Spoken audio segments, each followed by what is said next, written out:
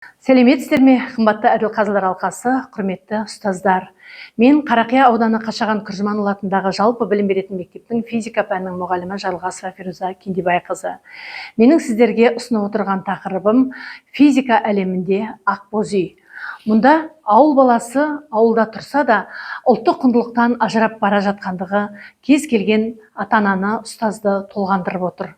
Сол себепті физика пәнінің 7-ші сыныбына берілген 68 сағат берілген болса, сол 68 сағаттың аптасына 2 рет жүретін сабағындағы бұл мақсатқа сүйене отырып, яғни физика пәнін ұлттық құндылықтармен негіздей отырып, осы киіз үйдің құрамындағы құбылыстар мен заңдылықтарды біріктіріп, ғылыммен интеграциялай отырып, бала бойына білімді жетілдіру, яғни оны сіңіре білу, түсіндіру.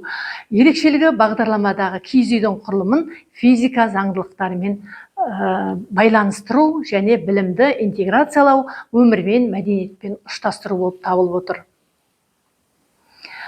Бірінші біздің негізгі тарауымыз физика табиғат туралы ғылым. Мұнда біздер киіз үй жазда неге салқын болады, қыс мезгілінде неге жылы болады, неге жел тұрғанда киіз үйіміз құлап кетпейді, болмаса барлық киіз үйдің құрылымы кереге, босаға, маңдайша, шаңырақ, немесе текемет, алаша киіз үй болатын болса, осының барлығының дене болып аталатындығын және оларды құраушы ағаш пен жүннің зат болып табылатындығын балаға жақсы жеткізуге болады.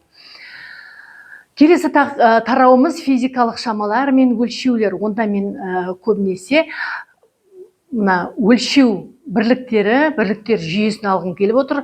Ағаш үйдің көлемі, биіктігі, ұзындығы, шаңырақтың массасы, олардың өлшеуі деген сияқты барлық сандық мәндерін осыларды өлшете отырып, балаға қарыс, құлаш, елі, сонымен бірге мысалы қадақ деген сияқты қазақша өлшем бірліктерден мағлұмат бере аламын. Механикалық қозғалыс тарауында менің осы тарауды қайталауға өткен сабағымды QR код арқылы сіздерге ұсынып отырмын. Өздеріңіз көріп тамашаласаңыздар болады. Тығыздық тақырыбында заттың массасын өлшеу, яғни тығыздығын масса деп отырған заттың мөлшері, яғни ол кез келген құрылымдағы дененің массасын алып көрсетуге болады.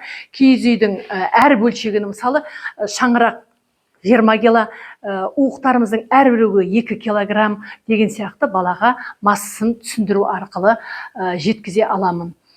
Денелердің өзара әрекеттесуінде киіз үйді құрайық. Шаңырақты көтергенде біздер уық шаншимыз. Яғни ауырлық күшімен шаңырақты көтеріп тұрып, төмен қарай бақанмен ұстап тұрған кезде одан ауырлық күші түседі, салмақ бақанға түседі, шаңырақты иген кезде дене деформацияланады, уығымыз, және ол жерде серпінділік күші пайда болады. Яғни басқұрларды тартып байлағанда, арқандарды байлаған уақытта серпінділік күшіне серпінді деформациялардың әр түрінің пайда болатындығын анықтап бала айта алады.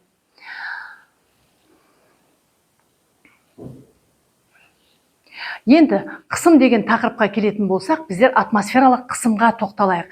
Атмосфералық қысым балқаймақты, құртты қайнатқан уақытта, олардың қазанға құйған уақытта бетінің деңгейлерінің бірдей болатындығы, атмосфералық қысымды түсіріп тұратындығы көрінеді.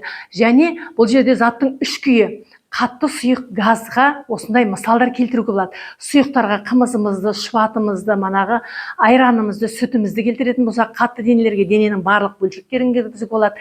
Ал газдарға, мысалы, шыққан күйіктің иісі, мысалы, сүт тасыған кезде болады балалар, шайды шоққа қайнатқан кезде болады деген сияқты, осылардың диффузия арқылы бізге жететіндігін балаларға айтып жеткізуге болады.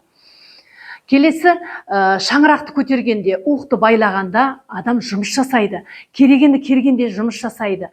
Осының барлығын түсіндіре келіп, энергия жұмсайтын адамның, оның қуаты болатын, шаңырақ жоғарыға көтерілген уақытта потенциалдық энергия мен кинетикалық энергиялардың өзгерісін бірін-бірімен айналуын энергияның сақталу заңы деп айтып беруге де әбден болатын мысалдар. Біз күш моменті тақырыбында мен дененің массалық центрларын айта кетейін. Мысалы, шаңырақты көтергенде шаңырақты бақан көлдірегіштің қақ ортасынан түсу керек. Әйтпесе шаңырақ бір жаққа қарай ауып, көтерген кезде киіз үйдің қисық тігілуіне септігі тиеді.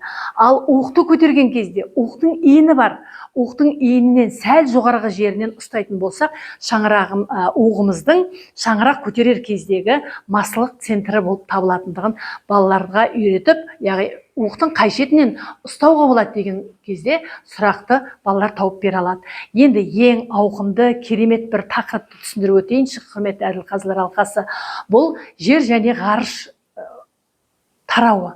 Бұл жерде күн жүйесі. Біз бірінші шаңырақты күн деп алайық. Мынау уықтарымыз, содан тараған сәулелер, яғни біздің әрбір жерге дейінгі келетін жарық пен жылу осы арқылы таралатындығын айтайық. Уықтар деп отырғанымыз күннен тараған сәулелер болса, біздің керегеміз планеталар орбитасы болып табылады. Ал бұның киіз үйдің іші кеңістік болса, орбиталық кеңістіктер мынау керегенің орбиталарындағы жатқан үлкен вакуумдық белгі. Ал мынау әлемге жол ашатын есік болса, біздің ши есігіміз сол әлемге кіретін есік болып табылатындығын түсіндіруге болады.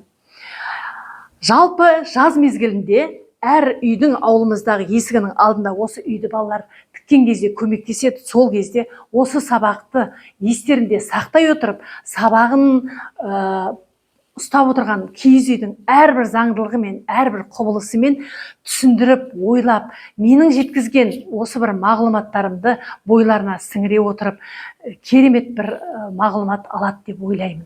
Сондықтан осындай сіздерге киіз үйді пайдалана отырып, кез келген сабаққа қолданып, ұлттық құндылықты насихаттай жүріңіздер. 18 жылдық тәжірибесі бар, тәрбие жөніндегі орынбасар ретінде адал азамат біртұтас тәрбие бағдарламасын жүзеге асыру мақсатында сіздерге бүгінгі жұмысымды ұсынып отырмын. Физика пәнінің мұғалімі ретінде де сіздерге осындай жақсы іске шақырамын.